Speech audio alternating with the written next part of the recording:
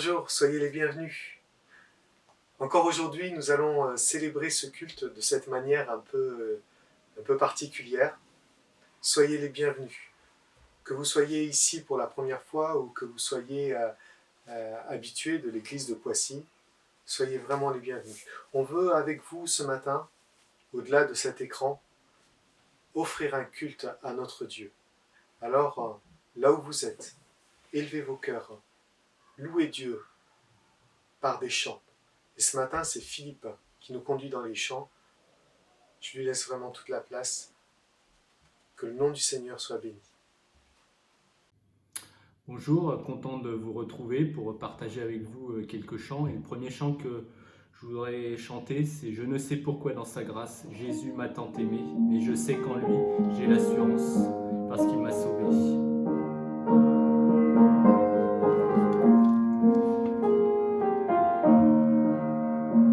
Je ne sais pourquoi dans sa grâce, Jésus m'a tant aimé. Pourquoi par son sang il efface ma dette, mon péché. Mais je sais qu'en lui j'ai la vie, il m'a sauvé dans son amour. Et gardé par sa main meurtrière, j'attends l'heure de son retour. Je ne sais comment la lumière éclaire tout mon cœur, comment je compris ma misère et reçu mon sauveur. Mais je sais qu'en lui j'ai la vie, il m'a sauvé dans son amour. Et gardé par sa main meurtrière, j'attends l'heure de son retour. Je ne sais quelle est la mesure de joie et de douleur que pour moi faible créature réserve mon sauveur. Mais je sais qu'en lui j'ai la vie, il m'a sauvé dans son amour. Et gardé par sa main meurtrière, j'attends l'heure de son retour. Je ne sais quand de la victoire l'heure enfin sonnera, quand l'agneau l'époux dans sa gloire avec lui me prendra. Mais je sais qu'en lui j'ai la vie, il m'a sauvé dans son amour. Et gardé par sa main meurtrière, j'attends l'heure de son retour. Mais je sais qu'en lui j'ai la vie, il m'a sauvé dans son amour. Et gardé par sa main meurtrière, j'attends l'heure de son retour. Il est bon de pouvoir compter sur notre Seigneur dans les épreuves, c'est ce que nous dit aussi ce chant.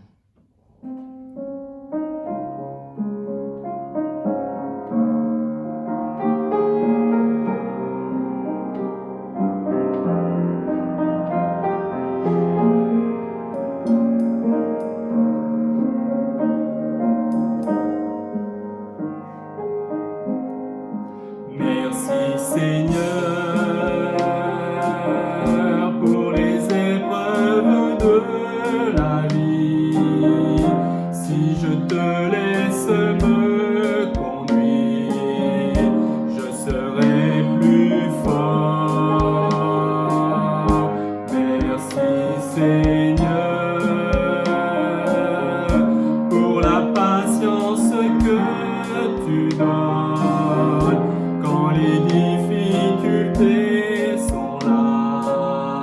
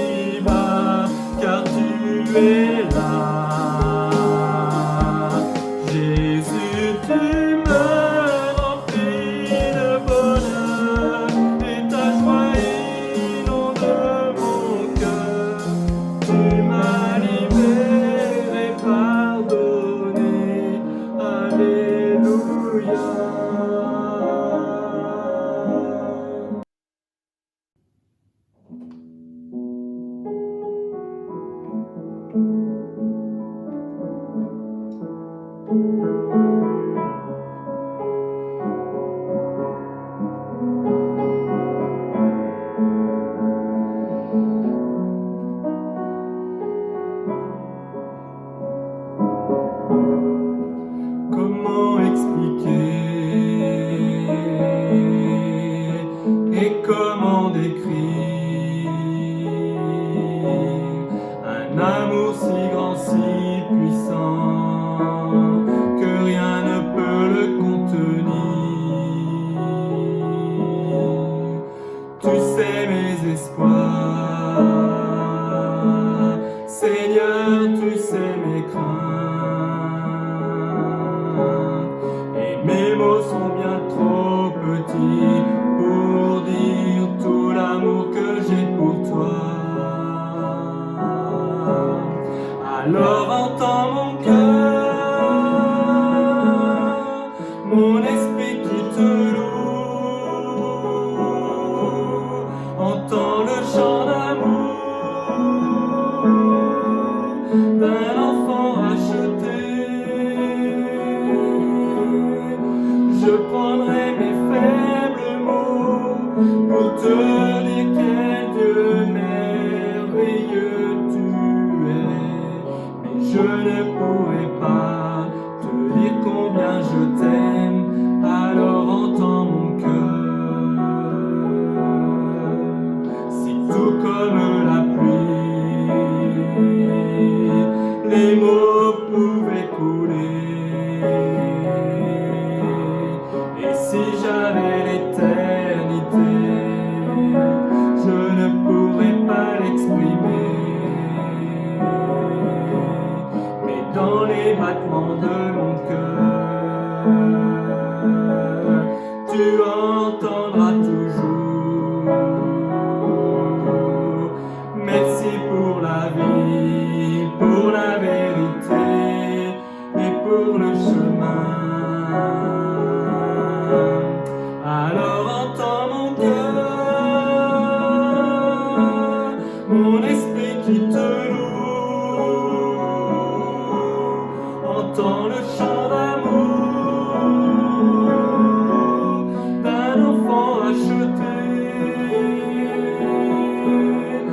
Je prendrai mes faibles mots pour te dire quel Dieu merveilleux tu es, mais je ne pourrai pas te dire combien je t'aime.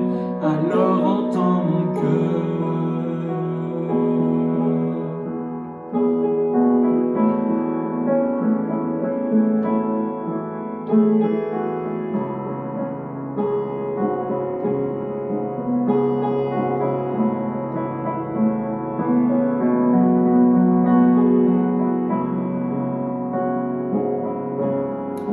Tu sais nos espoirs, Seigneur, tu sais nos craintes, et nos mots sont bien trop petits pour dire tout l'amour que nous avons. Alors entends nos cœurs, nos esprits qui te louent, entends le chant d'amour, de tout est racheté. Nous prenons nos faibles mots pour te dire quel Dieu merveilleux tu es, et nous ne pourrons pas te dire tout notre amour. Alors entends nos cœurs, mais nous ne pourrons pas te dire tout notre amour. Alors entends nos cœurs.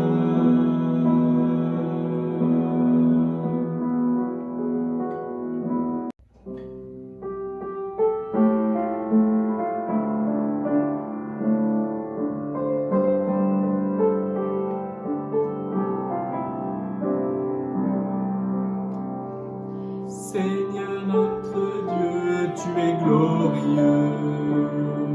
Nous t'adorons et nous t'aimons. Que ton règne s'établisse sur la terre. Que tes œuvres proclament ta grandeur. Nous te bénissons, Dieu Tout-Puissant. Tu es vivant et tu reviens. Nous te bénissons, Dieu Tout-Puissant. Ton règne est éternel.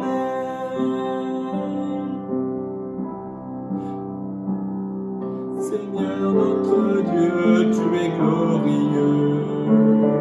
Nous t'adorons et nous t'aimons. Que ton règne s'établisse sur la terre. Que tes œuvres proclament ta grandeur. Nous te bénissons, Dieu Tout-Puissant. Tu es vivant et tu reviens.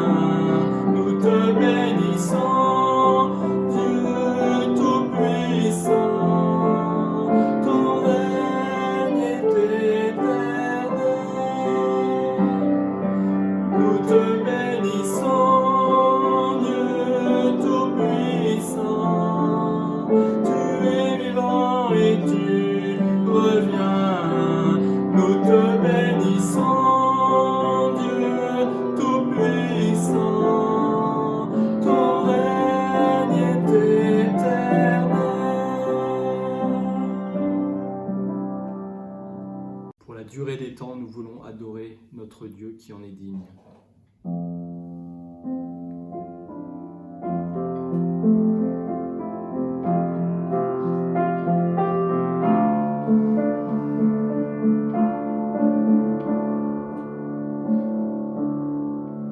L'Éternel règne, il est majestueux. L'Éternel règne, il est saint de force. L'Éternel règne,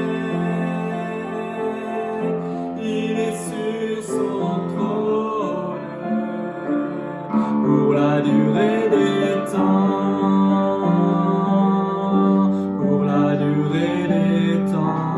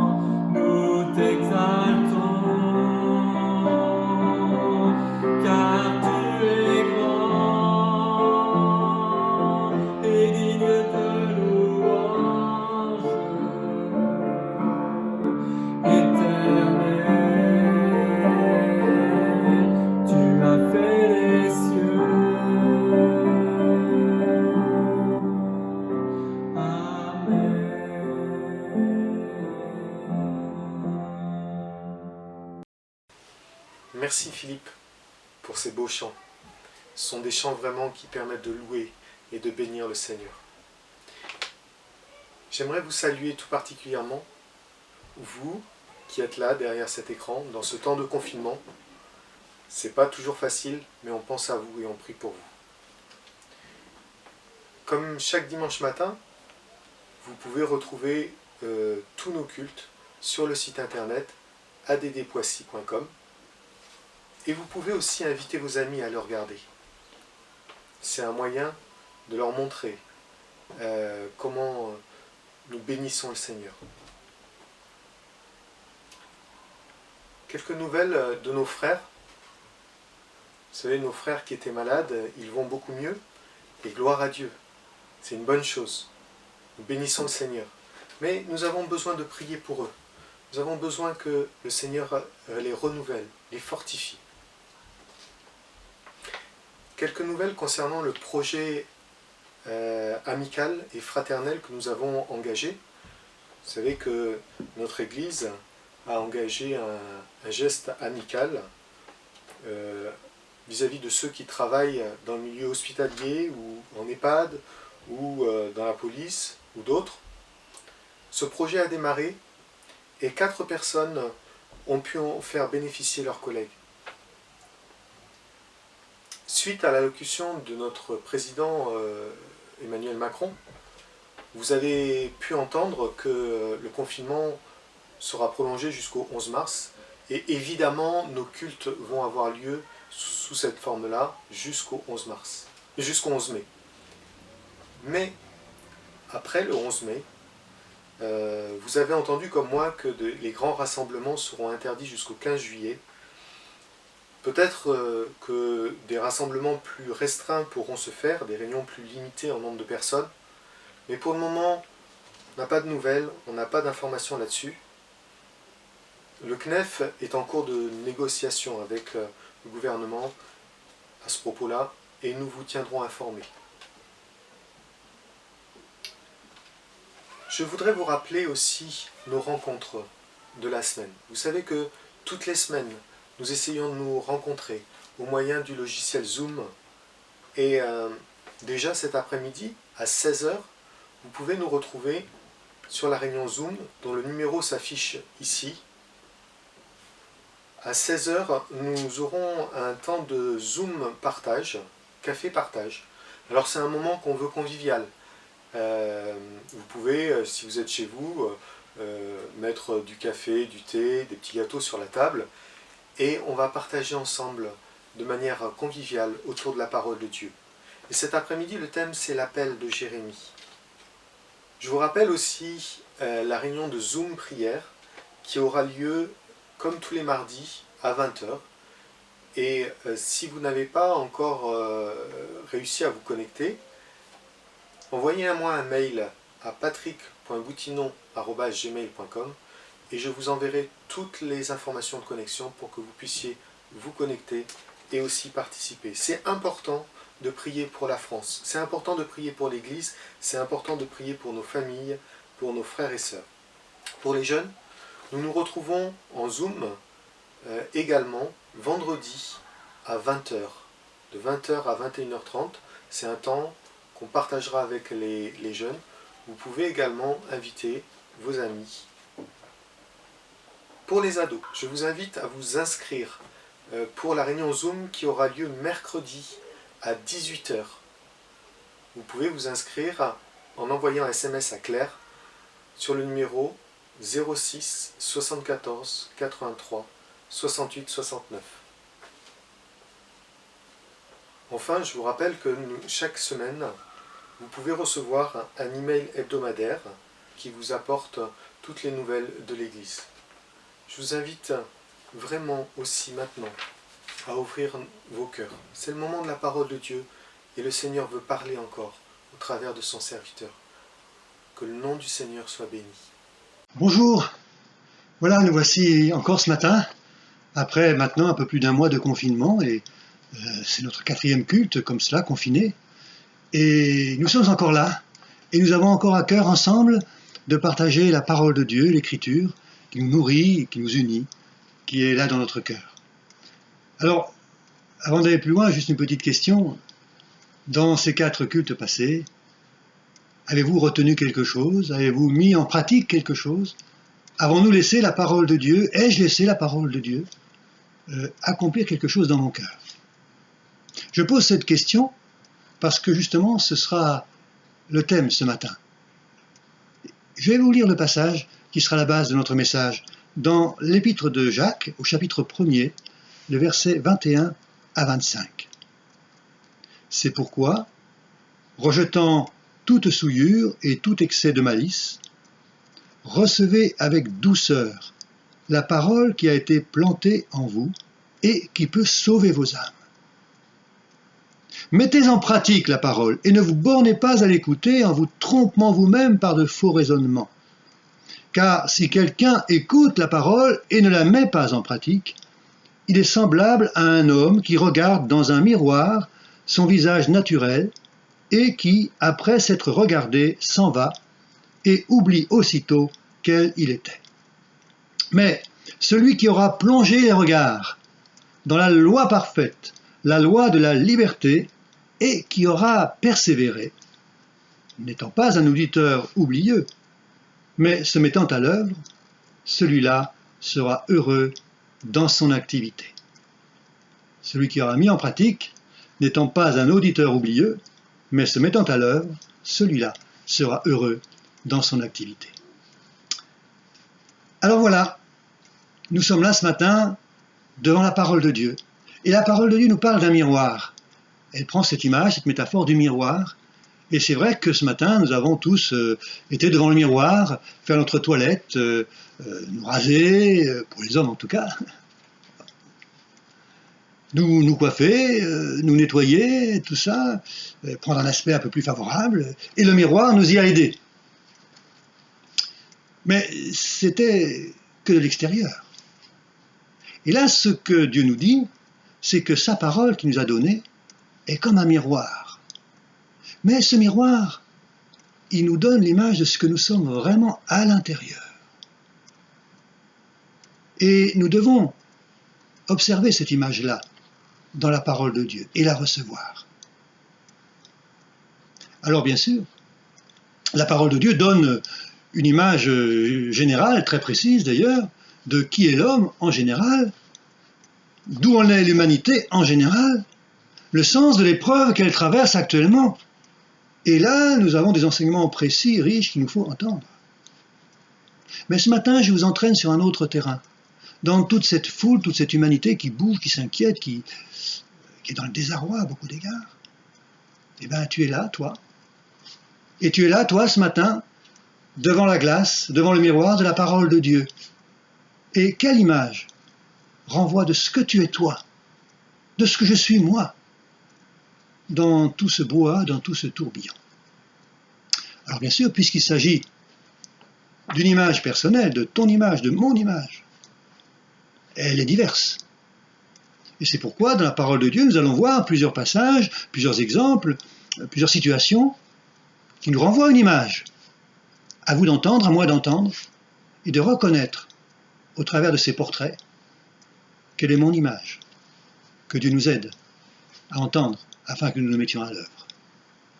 Alors, la première image dont je voudrais parler, bien sûr, elle est fondamentale. Elle est fondamentale. Genèse 1, 27, Dieu créa l'homme à son image. Il le créa à l'image de Dieu. Il le créa homme et femme. Et quand tu vois dans la glace, tu vois la créature de Dieu. Mais là, le Seigneur te dit, tu vois un homme ou une femme. Alors c'est fondamental, hein, mais c'est étonnant, c'est troublant, c'est désolant que dans le monde d'aujourd'hui, même le plus fondamental du fondamental, juste après le fait d'être créé par Dieu, c'est le fait d'être créé homme et femme. Et voilà que cela est remis en cause. Mais ce matin, tu te vois dans la glace, la parole de Dieu, et tu vois un homme ou une femme. Et en tant qu'homme ou en tant que femme, tu prends ta position dans la famille, dans la société, dans ton identité. C'est ce que le Seigneur te montre dans la parole de Dieu. Mais bien sûr, cela, ça reste important, mais général. Mais la parole de Dieu te montre une image plus précise de comment Dieu te voit. Psaume 139, versets 13 à 16. C'est toi qui as formé mes reins, qui m'as tissé dans le sein de ma mère. Je te loue de ce que je suis une créature si merveilleuse. Tes œuvres sont admirables, et mon âme le reconnaît bien. Mon corps n'était point caché devant toi, lorsque j'ai été fait dans un lieu secret, tissé dans les profondeurs de la terre. Quand je n'étais qu'une masse informe, tes yeux me voyaient, et sur ton livre était écrit tous les jours qui m'étaient destinés avant qu'aucun d'eux n'existât. Je suis une créature particulière. Dieu me connaît. Il m'a tissé dans le ventre de ma mère, et il m'a connu, il m'a suivi, il connaissait tous les jours de ma vie avant qu'aucun d'eux n'existât. C'est-à-dire qu'il m'a accompagné, qu'il a vu mes hauts, mes bas, mes réussites, mes échecs, tout ce qui m'a construit, tout ce qui m'a formé. Et aujourd'hui, devant la glace et devant la parole de Dieu, voilà, je suis celui que Dieu aime, je suis celui que Dieu connaît, je suis celui qui a une grande valeur devant Dieu parce qu'il m'a tissé, parce qu'il m'a construit, parce qu'il a fait aujourd'hui ce que je suis. Béni soit le Seigneur pour cela. Que nous puissions, quand nous voyons notre image, comprendre cela et la valeur que nous avons aux yeux de Dieu. Cependant, la parole de Dieu nous donne une image d'une grande valeur, c'est vrai, mais curieusement d'une très grande fragilité. 1 Pierre 1, 24, toute chair est comme l'herbe, et toute sa gloire comme la fleur de l'herbe.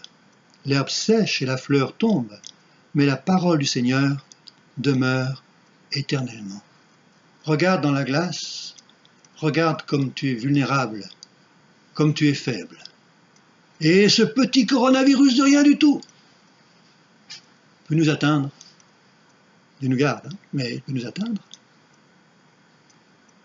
Comme tu es faible, comme je suis faible. Mais la parole de Dieu dit qu'il est réservé à l'homme de mourir une fois.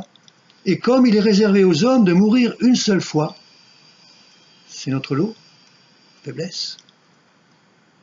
Une seule fois, après quoi vient le jugement. De même, Christ s'est offert une seule fois pour le péché de beaucoup d'hommes.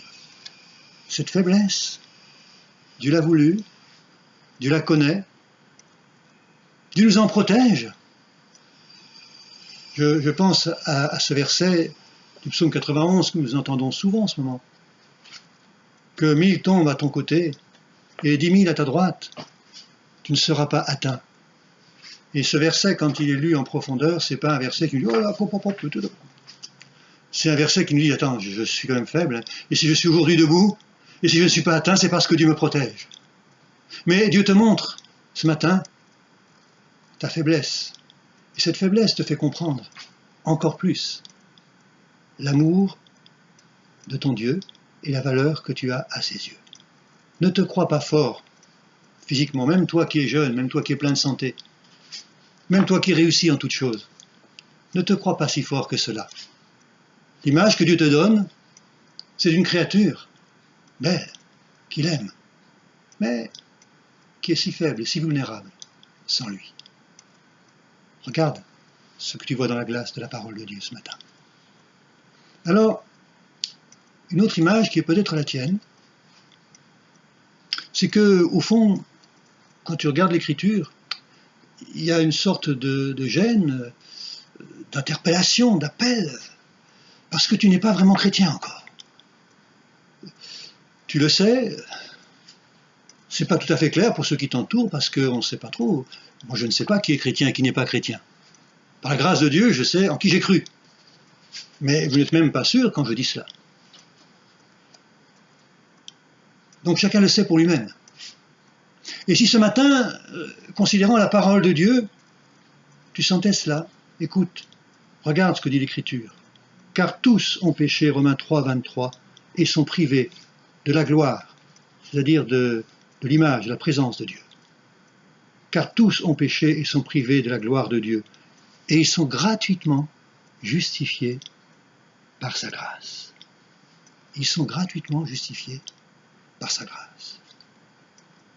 Dans Jean 8, 44, il nous est dit « Vous avez pour père le diable, et vous voulez accomplir les désirs de votre père. C'est dur à entendre, mais justement, ce que la glace de ma salle de bain ne me montre pas, la parole de Dieu me le montre.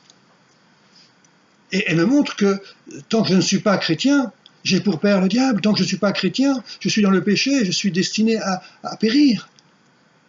Voilà ce que je suis, voilà ce que je vois. Mais si Dieu te montre cela, c'est pour t'appeler à son pardon.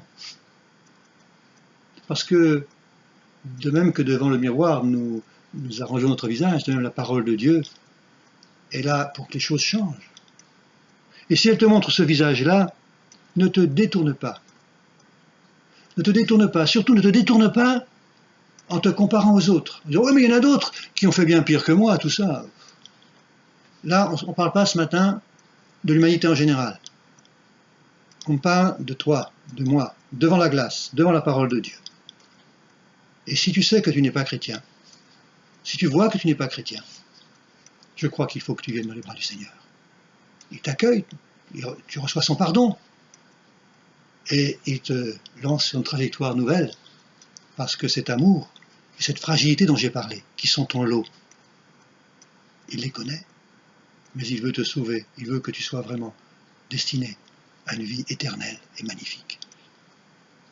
Alors, pour d'autres, ils voient leur visage dans la glace ce matin, et ils voient le visage d'un chrétien.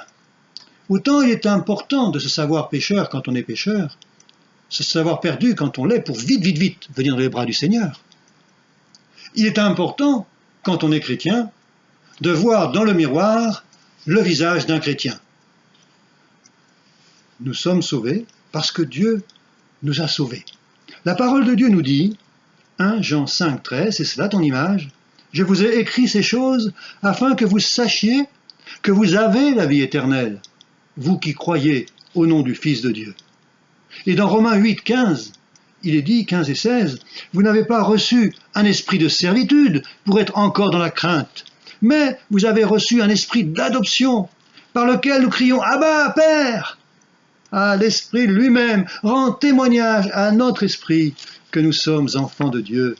Amen. Ne mettons pas en doute cela. Dans le miroir, dans la parole de Dieu, je vois cette parole, cette image, cette promesse. Tu es chrétien, je suis chrétien, parce que nous avons cru. Parce que nous avons cru. Parce que nous avons reçu simplement cette grâce que Dieu nous donnait. Mais c'est une démarche importante. Une démarche qui change tout. Aujourd'hui, je vois dans le miroir un chrétien. Mais je vois dans le miroir aussi que ce chrétien, tout sauvé qu'il soit, il a peut-être quand même là, ici ou là, un point particulier, une victoire à remporter. Je dis peut-être, mais sûrement chacun, voyant son image propre dans le miroir, comprend cela. Il nous faut laisser la parole de Dieu nous parler, nous montrer ce que nous sommes à l'intérieur et comment le Seigneur veut nous changer. Alors, l'un va s'apercevoir que tout en étant chrétien, vraiment chrétien, sauvé par grâce, tout de même il a du mal à pleinement accepter les autres. Or, la parole de Dieu te dit, tu aimeras ton prochain comme toi-même. Et ce matin, devant la glace, tu te dis, est-ce que j'aime mon prochain comme moi-même? Est-ce que mon prochain est aussi important? Est-ce que la vie de mon prochain... Alors, dans le confinement, les prochains sont encore plus proches. Est-ce que la vie de mon épouse, celle de mes enfants, le bien-être de mon voisin, là, à côté, est-ce que je l'aime comme je m'aime moi-même? Est-ce que c'est aussi important pour moi, ce qu'il devient, ce qu'il est, ce qu'il vit, que ce que je vis? Ça va très profond. Tu aimeras ton prochain comme toi-même. Regarde, dans la glace, peut-être un autre point particulier. Faites en tout temps par l'Esprit toutes sortes de prières et de supplications. Veillez à cela avec une entière persévérance et priez pour tous les saints. Dans la glace ce matin, est-ce que tu vois quelqu'un qui prie? Est-ce que tu vois quelqu'un qui prie? Qui se tient devant Dieu? Qui est toujours en contact et en relation avec Dieu? et qui a à cœur le bien-être des chrétiens? Est-ce que tu pries pour l'Église de Poissy, l'Église de France, l'Église du monde? Priez pour tous les saints, dit l'Écriture. Dans la glace, là, est-ce que tu vois un homme, une femme de prière? Et puis, dans la glace, est-ce que tu vois quelqu'un qui a reçu le baptême du Saint-Esprit? Car la promesse est pour vous, pour vos enfants, et pour tous ceux qui sont au loin, en aussi grand nombre que le Seigneur notre Dieu les appellera. Dans la glace, matin, quand tu te vois, hop, tu passes en vitesse, tu te recoiffes, tout ça. Ou est-ce que tu vois dans l'Écriture, ah, il faut que je reçoive le baptême du Saint-Esprit? Bien sûr, si je le reçois, je parlerai en langue. Mais ce n'est pas le fait de parler en langue. C'est le fait de recevoir la présence renouvelée, profonde, abondante du Saint-Esprit dans ta vie. Ah oui. Que vois-tu dans la glace ce matin? Alors peut-être même, en poussant encore, tu vas trouver dans 1 Corinthiens 14, verset 1, recherchez l'amour, aspirez aussi aux dons spirituels, mais surtout à celui de prophétie.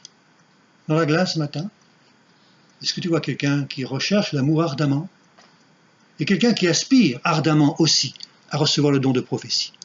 Bien sûr, en ce moment, l'Église ne se réunit pas. Et là, le don de prophétie, il s'exprime là dans le contexte d'un Corinthiens 14, quand l'Église est réunie et que le don de prophétie s'exprime et que le Seigneur parle parce qu'il n'est pas une idole muette.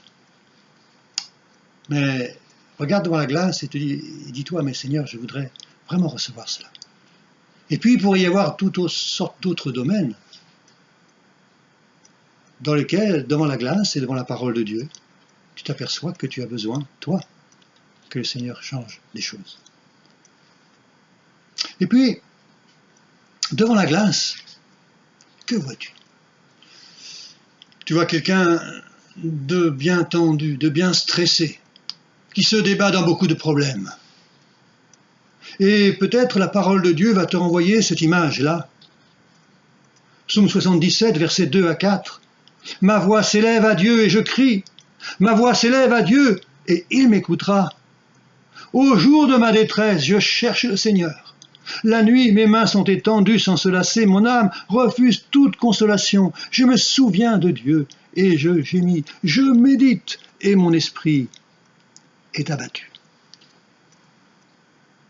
Ce cri de celui qui est dans les problèmes, et peut-être ce matin, tu vois, l'Écriture, le psaume a aussi une autre parole, j'ai le visage usé par le chagrin.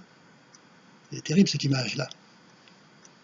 Mais le Seigneur te dit, Matthieu 6, verset 32, votre Père sait que vous en avez besoin. Et si ton visage est affligé, ne nie pas les problèmes.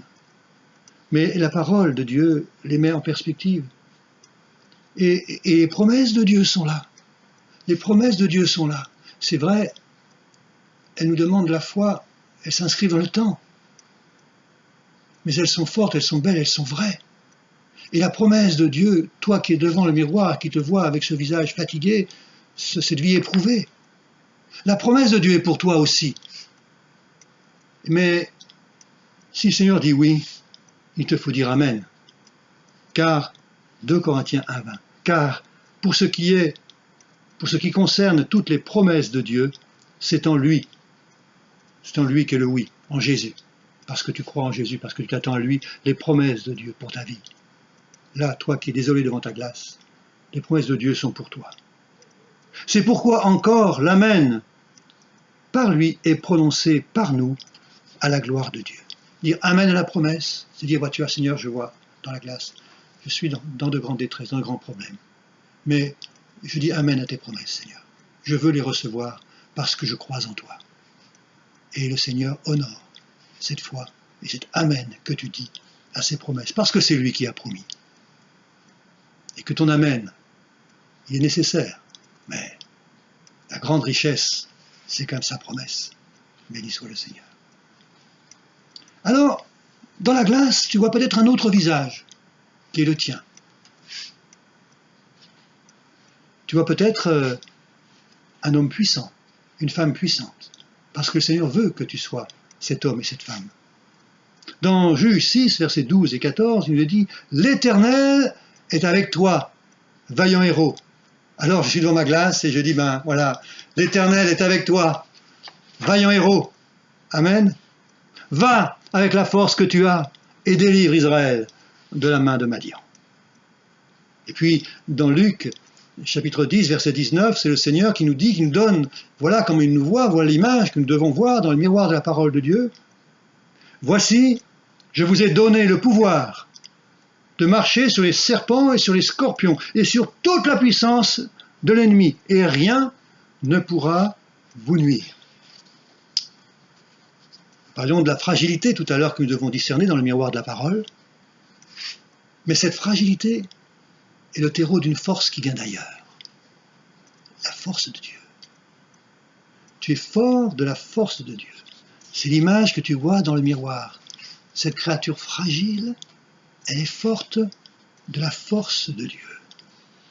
Tu vois dans le miroir un soldat armé, un soldat qui prend sa place dans le combat difficile pour la gloire de Dieu. Un combat difficile, mais victorieux.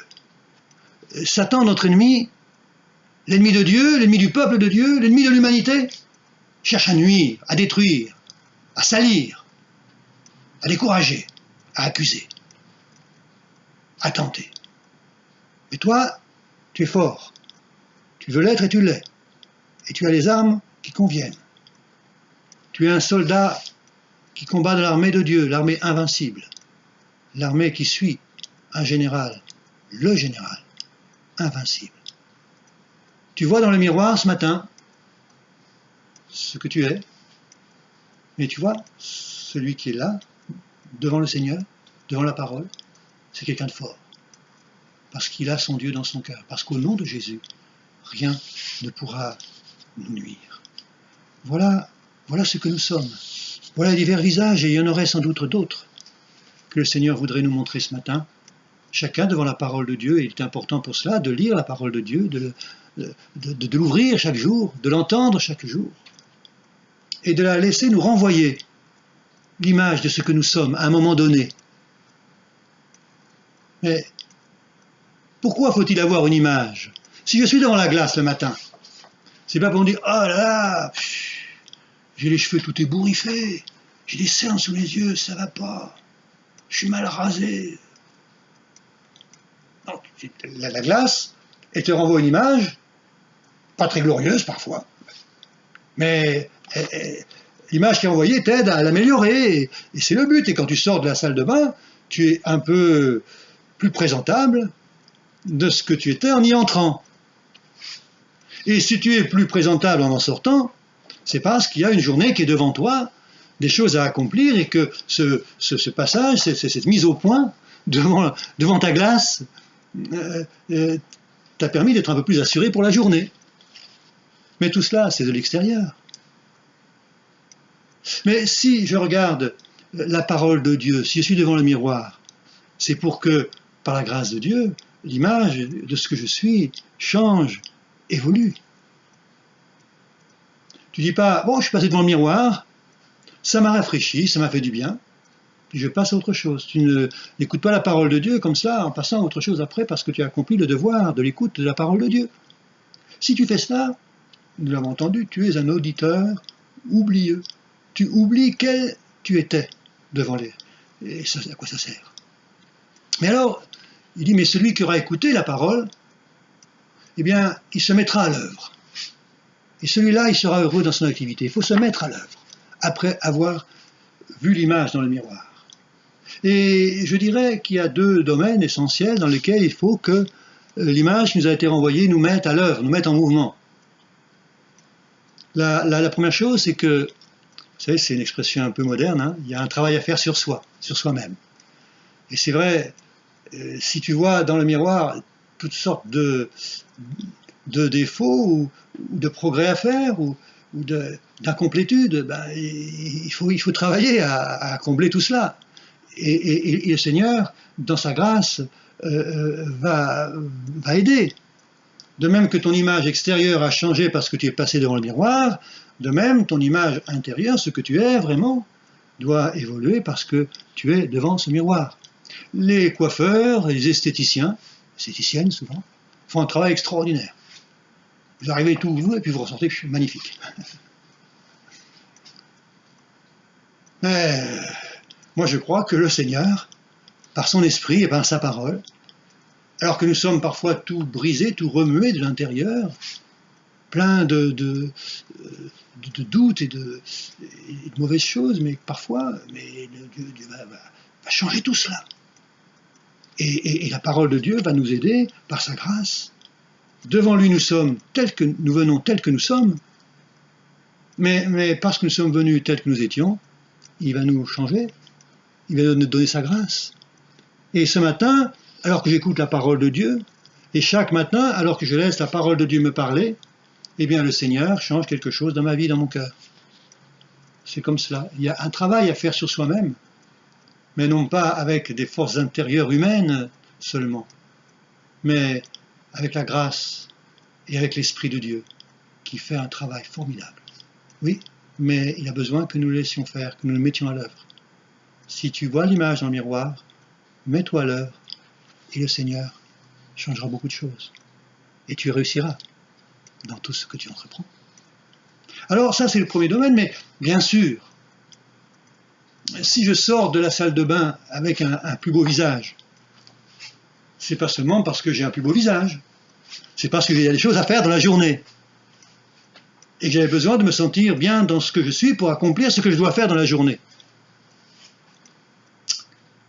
Eh bien, spirituellement, il en est de même. Si le Seigneur nous renvoie une image et nous transforme cette image, c'est parce qu'il y a une œuvre à accomplir, se mettant à l'œuvre de l'Écriture. L'œuvre est vaste et diverse. Alors, j'attire votre attention sur un point particulier qui est en prolongement de ce que je disais dimanche dernier et que je ne veux pas avoir oublié. Le Seigneur nous a dit « La paix soit avec vous ». C'était le premier mot de son discours, de son intervention auprès des disciples réunis à la chambre haute, vous vous souvenez, le jour de la Pâque. Et il a terminé son discours en disant « Vous êtes les témoins de ces choses ». Et on peut penser, en rapprochant ces deux éléments, que nous sommes témoins que le Seigneur apporte la paix. Et que nous sommes des ouvriers de paix. Et c'est sur ce point que là, je voudrais, parmi bien d'autres, attirer votre attention sur cette œuvre que nous devons accomplir après avoir vu notre visage dans le miroir. La parole de Dieu nous dit « Heureux ceux qui procurent la paix, car ils seront appelés fils de Dieu » dans Matthieu 5, 9. Et puis dans Jacques 3, 18, « Le fruit de la justice est semé dans la paix par ceux qui recherchent la paix. » Mettons-nous à l'œuvre, puisque nous avons vu notre visage. Mettons-nous à l'œuvre, alors que la tension monte parfois. Dans les familles, évidemment, c'est pas toujours facile. Dans les immeubles, les voisins, c'est pas facile. Mais soyons des ouvriers de paix. Il m'est venu une image. Vous savez, la parole de Dieu parle de l'armure du chrétien. Vous connaissez cela, ce bouclier, cette cuirasse, ces chaussures, cette ceinture. Et ce casque, le casque du salut. Eh bien, moi je vais vous dire ce matin, ce casque, c'est un casque bleu. Voilà, ce casque, c'est un casque bleu. Soyez des ouvriers de paix, que Dieu vous bénisse.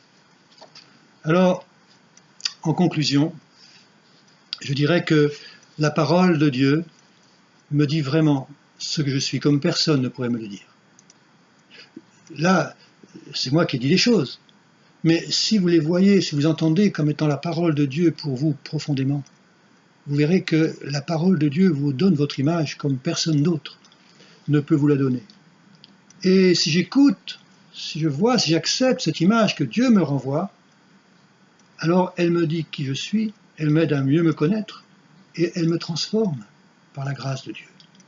Et parce que je me suis mieux connu à cause de l'image qui m'a été envoyée, parce que l'œuvre de Dieu m'a transformé et a changé cette image, alors je peux me mettre à l'œuvre. Et je veux me mettre à l'œuvre pour la gloire du Seigneur. Je terminerai juste avec un petit conseil qui va peut-être vous faire sourire, mais en y réfléchissant, vous pourriez le mettre en pratique vraiment concrètement.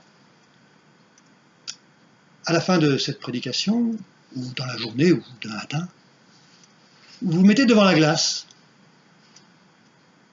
et vous regardez qui vous êtes. Et vous vous reposez ces questions que nous avons évoquées ce matin. Mais concrètement, faites-le devant la glace. Est-ce que je suis vraiment un chrétien? Est-ce que je suis vraiment... Regarde, le Seigneur m'a créé, il m'aime, il me connaît, là, celui qui est là. Est-ce que ce chrétien-là, est-ce qu'il a des manques importants dans sa vie qu'il faut que le Seigneur corrige? Est-ce que je suis un héros, fort de la grâce de Dieu, fort de la puissance de Dieu, pour conquérir, pour me battre, pour l'honneur du Seigneur?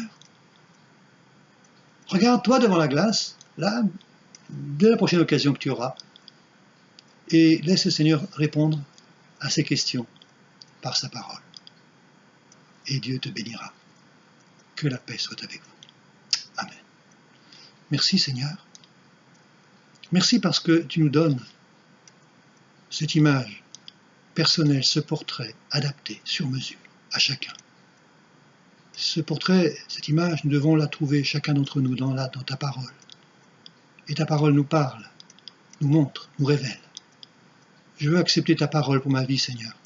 Et je te prie pour mes frères, pour mes sœurs, pour tous ceux qui auront entendu ce message ce matin, que ta parole soit pour eux comme le révélateur de ce qu'ils sont, de ce que nous sommes, afin que ta grâce puisse agir dans nos cœurs. Au nom de Jésus, notre Sauveur. Amen. Voilà, que Dieu vous bénisse et vous donne de vivre encore cette semaine de confinement qui est devant nous, avec sa grâce et pour sa gloire. Merci au Seigneur. Amen.